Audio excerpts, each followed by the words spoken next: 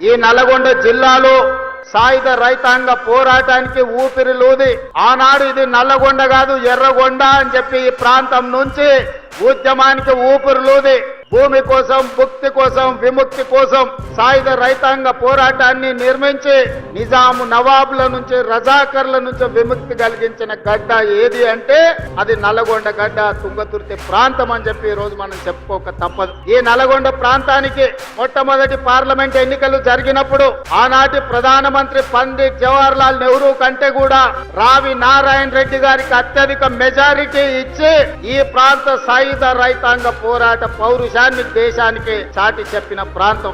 ఈ ప్రాంతంలో ఒక ధర్మభిక్షం కావచ్చు, ఒక దొడ్డి కోమరయ్య కావచ్చు, ఆరుట్ల కమలాదేవి కావచ్చు, పల్లు స్వరాజ్యం కావచ్చు, సాయుధ రైతాంగ పోరాటంలో నిలబడి పేదల కోసం అసూల బాసిన వాళ్ళు ఎంతో మంది నల్గొండ జిల్లా నుంచి ఉన్నారు. ఈ నల్గొండ జిల్లా చరిత్రనే తెలంగాణ చరిత్ర అంటే అతిశయోక్తి కాదు. ఈనాడు తెలంగాణ చరిత్ర ఎవరు లిఖించినా, చరిత్రకారులు ఎవరు ప్రస్తావించినా నల్గొండ గడ్డ గురించి ప్రస్తావించకుండా ఉండలేదు.